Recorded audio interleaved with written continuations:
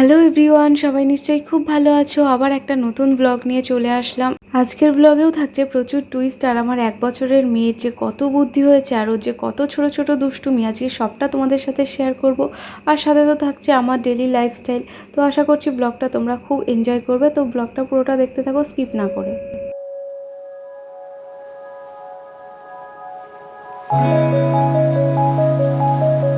Good morning and welcome back to my channel. আজ শনিবার, তো শনিবারে একটা নতুন ব্লগে তোমাদের স্বাগত। বেশ কিছুদিন হয়ে গেল রোদের দেখা নেই, আকাশ পুরো মেঘলা। আজ কদিন ধরে রোদ উঠছেই না, তো এরকমই চলছে সারাদিন। সকাল থেকেই মেঘের গর্জন শোনা যাচ্ছে, সাথে বৃষ্টি। আর এরই মধ্যে চলে এসছে আমার ঘরে এক নতুন অতিথি, এই গাছটা রাস্তার পাশের এক জায়গা থেকে নিয়ে আসা হয়েছে। নিয়ে এসে আমি খুব যত্ন করে এখানটায় লাগিয়েছি আর এটা ব্যালকনিতে রেখেছি। আমি জানি না এই পাতাটার কি নাম, তো তোমরা একটু যদি জানো আমাকে কমেন্ট করে প্লিজ জানিও। তো ভীষণ ভালো লাগছে আর আমি গাছ ভীষণ ভালোবাসি লাগাতে, কিন্তু এখন সেরকম জায়গা পাই না বলে লাগাতে পারি না। তবে ইচ্ছা আছে ভবিষ্যতে প্রচুর গাছ লাগানোর। তো এর মধ্যেই চলে আসলাম চিনির খাবার বানাতে। সকালে চিনির জন্য বানাচ্ছি সুজি। চিনি ঘুম থেকে উঠে গেছে, উঠে এখন সারা ঘর হাঁটাহাঁটি করছে, তো ওকে সুজি খাওয়াবো। তো সেজন্য ওদিকে সুজিটা বসিয়ে দিয়েছি। আর আজকে ফার্স্ট টাইম কাউ মিল্ক নেওয়া হয়েছে কান্ট্রি ডিলাইট থেকে। শহরের দিকে যে খাঁটি গরুর দুধ পাওয়া যাবে এই চিন্তাধারাটা আনাটাই ভুল। তো যাই হোক, এটা দেখা যাক কেমন হয়, এটা আমি পরে ফুটিয়ে দেখব। আসলে আমি অনেক অ্যাড দেখেছি, আমি খুব শুনেছি যে কান্ট্রি ডিলাইটের কাউ মিল্কগুলো ভালো হয়। তো আজকে দেখাই যাক। তো এদিকে দেখো, কথা বলতে বলতে চিনির জন্য সুজি বানানো হয়ে গেল আর চিনির খাওয়াও হয়ে গেছে। তো খেয়ে উঠে এখন হাঁটাহাঁটি হচ্ছে মহারানীর। তো সারা ঘরে যা যা পাচ্ছে সামনে সবই ফেলে দিচ্ছে, তোমরা তো বুঝতেই পারছো। হাতের সামনে কিছু রাখার উপায় নেই। দেখো ঘরটার ফ্লোরটা দেখেই নিশ্চয়ই বুঝতে পারছো। তো সব কিছু এভাবে ফেলে দেয়। তো দিন দিন আমার কাজ বেড়েই চলেছে, যত দিন যাচ্ছে মেয়েও বড় হচ্ছে আর আমার কাজও বাড়ছে। তো আর কদিন পর মেয়ে নিজেই হয়তো আমাকে হেল্প করে দেবে, নিজের জিনিসটা নিজে গোছাতে শিখবে। তো নিশ্চয়ই শিখবে, মেয়ে তো, মেয়েরা এমনিই শিখে যায়, মেয়েদের শেখাতে হয় না এগুলো। যদিও ছেলে মেয়ে বলে কোনো কিছুই না, সবারই উচিত নিজেদের কাজ নিজে করা এবং নিজেদের কাজটা গুছিয়ে রাখা, এবং নিজেদের কাজের সাথে সাথে নিজেরা যেখানে থাকো সেই জায়গাটাও গুছিয়ে রাখা অবশ্যই উচিত। এর মধ্যে অনেকগুলো কাজ হয়ে গেছে। চিনির ভাত রান্না হয়ে গেছে, চিনিকে স্নান করানো হয়ে গেছে। তারপর একটু ব্যালকনিটা গুছিয়ে নিচ্ছি, চিনির এবার ভাত বাড়বো। তো আগের দিনে জামা কাপড়গুলো আমি মেলে দিলাম এখানে, কারণ এত বৃষ্টি পড়ছে, কোথাও মেলার তো জায়গায় নেই আর রোদের কোনো বংশ নেই যে এগুলো একটু শোকাবো। খুব সমস্যা হয়ে গেছে এই জামা কাপড়গুলো নিয়ে, কেচেছিলাম প্রচুর। যাই হোক, চিনির জন্য আজকে শনিবার, চিনির জন্য একটু খিচুড়ি বানিয়েছি। তো চিনি খিচুড়িটা খেতে ভালোই বাসে। তো ওদিকে চিনিকে খাওয়ানোও হয়ে গেছে, একটার সময় খাওয়াতে বসেছি, এখন বাজে 2টো। তো 2টো অবধি ওকে খাওয়ালাম। তো খেয়ে নিয়ে তারপর এখন ঘুমিয়ে পড়েছে। তো এখন আমি বিছানাটা গোছালাম। সেই সকালের বিছানা একবারও সুযোগ পাইনি বিছানাটা গোছানোর, কারণ মেয়ের কাছে থাকলে কিচ্ছু করতে পারি না। মাঝে কদিন একটু আগে গুছিয়ে নিচ্ছিলাম, কিন্তু এখন আর সেটাও হচ্ছে না। ও সেই কিছুতেই কোনো কাজে হাত দিতে দেবে না। আর ওকে যদি ছেড়ে দিই নিচে, তাহলে হয় যেটা পাবে সেটা মুখে দেয়। আমি প্রচণ্ড ভয়ে থাকি, ওকে সবসময় চোখে চোখে রাখতে হয়। তো এইসব করতে গিয়ে আর নিজের কাজগুলো হয় না, তাই আমার অনেকটা লেট হয়ে যায়। আমার সব কিছু অনিয়ম। আমার ডক্টর যত বলে একটু নিয়মে এসো, কিন্তু আমার কোনো কিছুই নিয়মে আসছে না। আরও যেন যত দিন যাচ্ছে তত অনিয়ম হয়ে যাচ্ছে। তো কিছু করার নেই। তো এখনও রথিন বাড়ি আসেনি, আজ শনিবার, ওরও প্রচণ্ড চাপ। ওর আজকে শনিবারটা প্রচুর ক্লাস থাকে, একটার পর একটা ক্লাস এসেই যায়। ওরও আজকে একটু ভীষণ চাপে পড়ে যায়। তো যাই হোক, আমি বেড গুছিয়ে নিয়েছি, তারপরে এই যে বেড সাইড টেবিলটাও গুছিয়ে নিচ্ছি। আর কিছু কাজ ছিল যেগুলো ভাবছিলাম যে এগুলো আজকে করব, কিন্তু ঘড়ির দিকে তাকালে আর মনে হয় না যে এই কাজগুলো আর করি। এখনই প্রায় বললাম তো 2:30 মতন বাজে, এখনও স্নান করা আছে। আর আজকে সে একদিকে ভালো যে বৃষ্টি হলে একটা জিনিস হয় যে আমার কাচাকুচিটা অফ থাকে, কারণ আগের দিনে জামা কাপড়গুলো শোকাতেই আমার প্রচুর কষ্ট হয়ে যায়, সেই জন্য কাচবো না। কিন্তু এই যে এই কর্নার র্যাকটা প্রায় অনেক দিনে আমি পরিষ্কার করিনি, তাই দেখছি বেশ ধুলো হয়েছে। মেয়ে ঘরে থাকে তো, আর এখন না ও এই নিচের র্যাকটায় পুরোটা হাত পায়, জানো তো। ও এমন দুষ্টু হয়েছে। আর কদিন পর তো আমি এখানে কিচ্ছু রাখতে পারবো না, তাও এখন একটু আধটু রাখি। যাই হোক, ও শুধু এগুলো নিয়ে ফেলে। আর যদি ওই সব কিছু মুখে দেওয়ার স্বভাব, যদি ওই ওখান থেকে ধুলো নিয়ে যদি মুখে যায়, তাই সেই জন্য আমার ইচ্ছা না থাকলেও, টাইম না হলেও আমাকে এই কাজগুলো করতেই হয়, শুধু আমার মেয়ের জন্য। আমার মেয়ে না থাকলে হয়তো আমি এইসবগুলো করতে পড়তাম না, ভালো না লাগলে হয়তো শুয়ে পড়তাম। সকালবেলা এখন এমন হচ্ছে যে এত কোমরে ব্যথা করে, আমি কিছুতেই উঠতে পারি না। আমি সব মানে আমি কিন্তু জেগেই থাকি। রথিন সকালবেলা 7টার সময় বেরিয়ে যায়, আমি সব বুঝতে পারি। ও বেরোচ্ছে, কী বলছে না বলছে, কথা বলছে, সবই বুঝতে পারি। ও আবার আস্তে আস্তে কথা বলে যাতে মানে আমি একটু ঘুমাতে পারি বা মেয়ে একটু ঘুমাতে পারে, কারণ ও নিজেও জানে আমাকে অনেক রাত অবধি কাজ করতে হয়। তো সেই জন্য ও সকালবেলা উঠে যদি আলো আলো জ্বলে থাকলে আমি ঘুমাতে পারি না, তো আলো বন্ধ করে দেয়, বা কোথাও যদি জানলা দরজা খোলা থাকে বন্ধ করে দেয়, বা আস্তে আস্তে কথা বলে, খুব সাপোর্ট করে এদিক থেকে, যাতে আমি সকালে একটু ভালো করে ঘুমাতে পারি।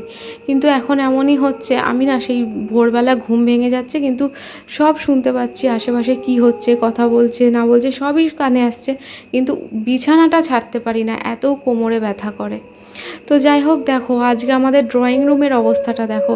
এই যে এখানে দড়ি টাঙাতে বাধ্য হলাম আজকে, যেটা কোনো দিন করি না, কারণ এত জামা কাপড় জমেছে, আমি কোথায় মেলবো বুঝতে পারছি না। আর সবচেয়ে সমস্যা হচ্ছে আমার মেয়ের জামা কাপড়গুলো নিয়ে। ওর তো মানে দিনে কতগুলো যে প্যান্ট আর জামা ছাড়তে হয় তার তো কোনো ঠিক নেই। তো সেই জন্য বাধ্য হয়ে দড়িটা টাঙিয়েই দিলাম যাতে ওরগুলো একটু শুকাতে পারি। আর তারপর চলে আসলাম রান্নাঘরে। তো আমি আজকে একটু বেগুনি ভাজবো। আজ শনিবার তো সেরকম রান্না বান্না সেরকম কিছু হয় না, আর কারোর মুখে রোচে না। তো সেই জন্য একটুখানি বেসন নিয়েছি, তারপর ধনেপাতা কুচি, লঙ্কা কুচি আর একটু নুন, হলুদ আর কালো জিরে দিয়ে আমি ভালো করে বেসনটা গুলে নেবো। আর বেগুনির মধ্যে যদি একটু ধনেপাতা কুচি আর লঙ্কার গুঁড়ো না দিয়ে যদি একটু লঙ্কা কুচি কুচি করে দেওয়া যায়, দারুণ টেস্ট হয়। কখনও যদি তোমরা যারা করনি করে দেখো, একটু ধনেপাতা কুচি দিয়ে খুব ভালো লাগে, দারুণ টেস্ট হয়। তো আমার দেখো ব্যাটারটা করা হয়ে গেছে, আর আমি একে একে দিয়ে দিচ্ছি। আর বেগুনগুলো একদম ছোটো ছোটো করে কেটেছি, কারণ আমরা এরকম ছোটো ছোটো বেগুনি খেতেই ভালোবাসি। বিশেষ করে এ বাড়িতে দেখেছি রথিন বিশেষ করে মানে বড় বড় বেগুনিগুলো খেতে পছন্দ করে না। এরকম ছোটো ছোটো করে কেটে যদি বেগুনি ভাজা যায়, ও সেগুলো খুব পছন্দ করে। তো ওর পছন্দ মতোই সেই জন্যই করেছি এইভাবে। আর বেশি করিনি, অল্প করেই করেছি, কারণ আমি, রথিন আর মা খাবো। তো মা বেশি খাবে না, আমিও বেশি খাবো না, বিশেষ করে রথিনের জন্যই করা আর কি।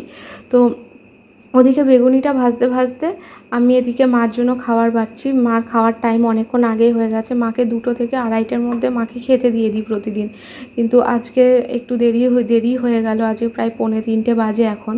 তা মাকে আমি মার ভাতটা বেড়ে দিচ্ছি। আর আজকে এই রান্নাবান্না হয়েছে ভাত, ডাল, তারপরে সয়াবিনের তরকারি আর বেগুনি আর চাটনি। তো এই যে মার খাবার বেড়ে দিলাম, তারপর মাকে খাবারটা দিয়ে দিয়ে আমি স্নান করতে চলে গেছিলাম। আর স্নান করে এসে এই জানলাটার সামনে একটু বসেছিলাম, ওয়েদারটা খুব ভালো লাগছিল, তো বসে বসে দেখছিলাম। তো আমার স্নান হয়ে গেছে, এখন বাজে 3:30, আর রথিন গেল এখন স্নানে। রথিন আজ 3টের সময় বাড়িতে এসছে।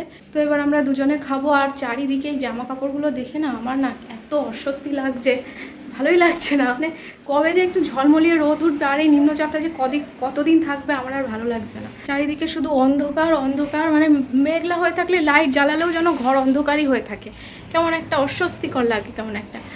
আমি এখন ভাত তরকারি সব নিয়ে আসতে যাচ্ছি, ঘরে বসেই খেয়ে নেবো। আমাদের সারাদিন পর এই একটা সময় যখন আমরা দুজনে একটু গল্প করতে পারি, কারণ সারাদিন ও ওর তালে ব্যস্ত থাকে, আমি আমার তালে ব্যস্ত থাকি, কেউ কারোর সাথে একটু কোনো রকম কথাই হয় না। সংসারের কত রকম কথা থাকে, কত কিছু, এটা দরকার সেটা দরকার, কি এখানে যাবে ওখানে যাবে, নানান রকম কথা। তো এই একটা টাইমে দুপুরে বসে বসে আমরা একটু যখন খাই তখন একটু এই গল্পগুলো করি। আর সাথে দেখি টিভিতে দেখি নানা রকম ব্লগ, মানে অনেকের ব্লগ দেখি, কিছু কিছু চ্যানেল আমরা দেখি আর কি। রথিনের স্পেশালি কিছু কিছু ব্লগ দেখে, বিশেষ করে ট্রাভেল ব্লগগুলো দেখতেও খুব পছন্দ করে। তো ওর সাথে সাথে আমিও এখন সেই ট্রাভেল ব্লগ দেখতে আমারও এখন খুব ভালো লাগে। আর আজকে খেতে অনেকটাই দেরি হয়ে গেল। আজকে খেতে খেতে প্রায় যখন খেয়ে উঠলাম তখন বেজে গেছিলো প্রায় 4:10 মতন। সারাদিন করে নিতে পারিনি আজকে, সারাদিন করে নিয়ে প্রথম করে নিচ্ছি। এখন তো আরো দেখাচ্ছে আমার মা। ঘুম হয়ে গেল, ঘুমু ঘুমু ঘুমু ঘুমু হয়ে গেছে, ঘুমু ঘুমু আরো দেখাচ্ছে বাবাকে এখন। ও বাবা, আড়ই হইছে এখন, আড়ই হইছে এখন। বাবা আডুরে বুড়ি একটা, আডুলে বুলি একটা। এখন তো আরো দেখি কত কিছু করা হবে। কোথায় যাচ্ছ? ও কি করছে ওখানে? বসে আছে ও, ওখানে বসে আছে। গল্প কয় ওর সাথে একটু। দইটা পেয়েছে, দইটা খাবে। ওই হেভি টেস্টি দই, মা ওটা খাবে মা। টুকি টুকি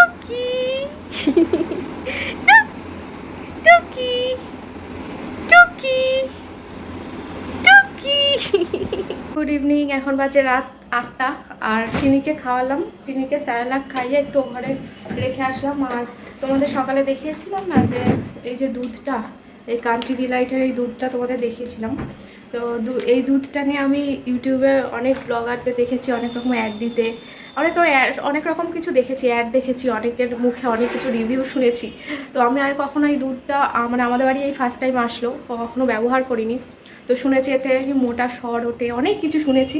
তো আজকে আমি ফার্স্ট টাইম দেখি যে আদৌ কতটা কী। তো চলো তোমরাও দেখতে থাকো। দুধটা ঢেলে নিই আগে।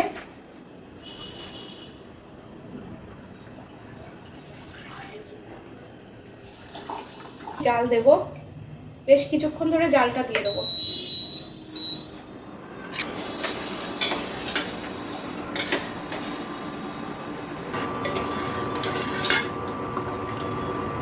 আর এই যে এখানে দেখো এরকম একটা টেস্ট কিট দিয়েছে, তো চাইলে এখানে টেস্ট করা যায়। তো দুধটা আদৌ পিওর কি না সেটা এটার মাধ্যমে টেস্ট করা যাবে। তো আমি আর অত টেস্ট করছি না, ঠিক আছে। আমি শুধু একটার অপেক্ষায় আছি, ওই মোটা শর্টটার অপেক্ষায় আছি। যে এত সব ইউটিউবাররা এতবার দেখি যে এত মোটা শর ওঠে, আমি সেটার অপেক্ষাতেই আছি।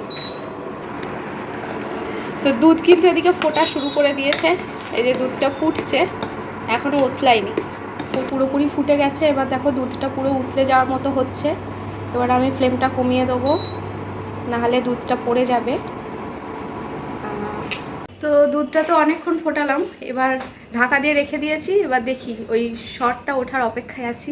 তো একটুখানি রেখে দিই, ঠান্ডা হোক, শর্টটা আসুক, তারপর আবার তোমাদের সাথে শেয়ার করবো। পাপা বকেছে, পাপা বকছে মাম্মামকে। দেখো মাম্মামের কত কষ্ট হচ্ছে, ওই দেখো একটু হেসে নিয়ে আবার দুঃখ করছে। নেব না কোলে তোমাকে আমি, নেব না কোলে। পাপা বকেছে, উমা উমা উমা।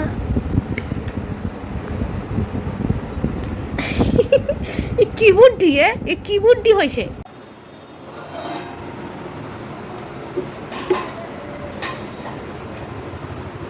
হ্যাঁ সর পড়েছে, কিন্তু টিভিতে যতটা অ্যাডে যতটা দেখায় অতটাও না, সর পড়েছে ভালো।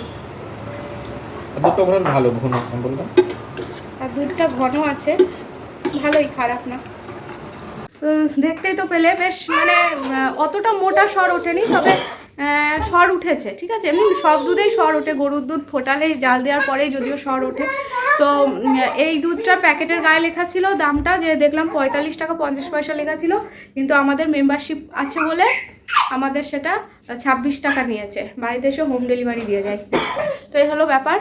তো চিনিকে তো জানো কাউ মিল্ক এখনও অবধি দিচ্ছি না। তো দুধটা যদি ভালো হয় তাহলে ভাবছি চিনিকে এইটাই খাওয়াবো, কারণ আমাদের এখানে সব মানে সেরকম তো দুধ কাউ মিল্ক পাওয়া যায় না, এখানে পাওয়া যাবে না, খোঁজ করেও সেরকম খাঁটি দুধ কোথাওই পাওয়া যাবে না। মানে সবাই আমাদের যেমন গ্রামের বাড়িতে, যেমন ওদিকে আমাদের বাপের বাড়ির ওদিকে যেমন খাঁটি দুধ পাওয়া যায়, মানে অনেকে কি করে যে দুধে জল মেশে, এখানে অনেক জলের মধ্যে একটু দুধ মিশিয়ে দেয়, এরকম ব্যাপার। তো সেটা মেয়েকে খাওয়ানো থেকে না খাওয়ানোই ভালো। তো দেখি এই দুধটা যদি ভালো হয়, এটাও তো কাউ মিল্ক, তো এটাই খাওয়াবো ভাবছি। তো এখন বাজে 10টা, মানে 10টার একটু কম, 9:45 মতো বাজে। চিনির জন্য এখন খাবার বসাবো, তাই আজকেও ভাতই দেবো। এখানে চাল আর ডালটা আমি ধুয়ে নিয়েছি, আর এখানে আছে পেঁপে। রাতে বেশি সবজি ওকে আমি দিই না, তা হয় আলু দিই, না হয় পেঁপে দিই, যে কোনো একটা সবজি দিই আর কি। তো আজকে পেঁপে দিচ্ছি।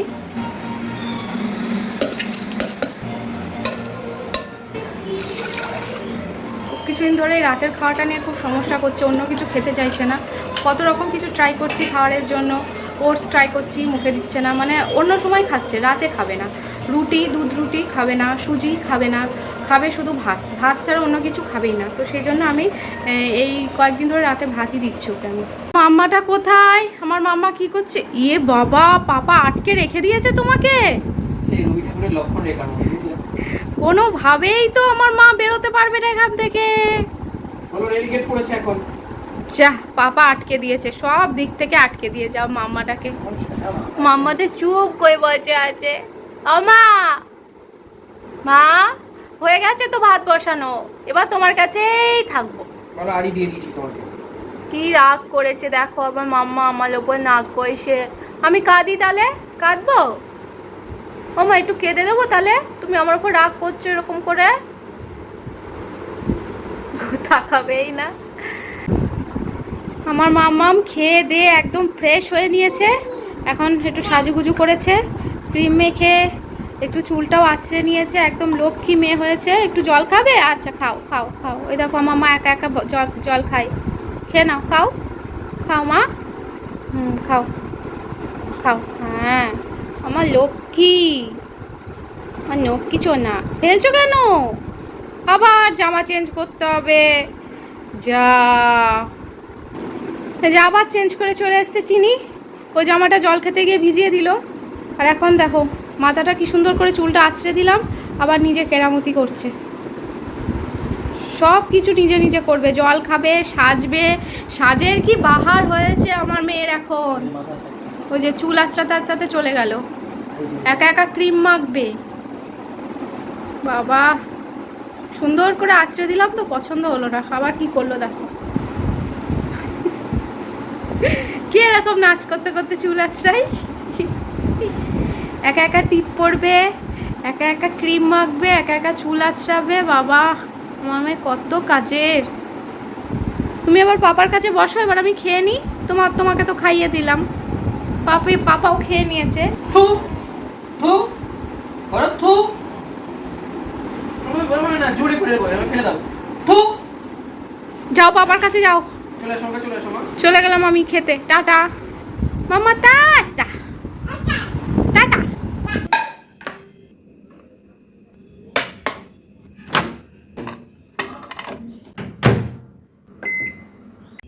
তো এখন বাজে রাত 12টা 1, আর এতক্ষণ ধরে চিনিকে ঘুম পাড়ানোর ট্রাই করলাম, মানে বিছানা পরে একদম লাইট টাইট অফ করে দিয়ে মশাই টশাই সব টাঙিয়ে নিয়ে চিনিকে এতক্ষণ ধরে ঘুম পাড়ানোর ট্রাই করলাম। ভেবেছিলাম ঘুমিয়েও পড়েছে, আদৌ ঘুমায়নি, ঠিক আছে। তা আমি ভাবলাম যে আমি ভাবলাম ওকে ও ঘুমিয়ে পড়বে, তারপর আমি একটু ফ্রেশ ট্রেশ হয়ে নেবো আর ভিডিওটাও এন্ড করে দেবো। তা আলটিমেটলি ও ঘুমালো না, তা আমি ভাবলাম তারপর ওকে ছেড়ে দিয়ে চলে আসলাম। ও রথিনকে বললাম একটু দেখো আমি আসছি। তো ভিডিওটা এন্ড করার জন্য আসলাম আর কি, আবার গিয়ে কখন ঘুমাবে ঠিক নেই। আর এদিকে আমার খুব ঘুম পেয়ে যাচ্ছে। আমি আগে তো রাত জাগতেই পারতাম, সারা রাতই জেগে থাকতাম চিনির জন্য, কিন্তু এখন আমি আর রাত জাগতে পারি না। কারণ হলো কি যে সারাদিন তো আমার শুই না, মানে ঘুমাই না সারাদিন। এবার সারাদিন ঘুমানো না হলে আমি 12টার পর আর চোখ খুলতে পারি না, এটা হয়ে গেছে এখন সমস্যা। তো যাই হোক, এখন আমাকে তো জেগে থাকতেই হবে, কারণ আমাকে ভিডিও এডিট করতে হবে।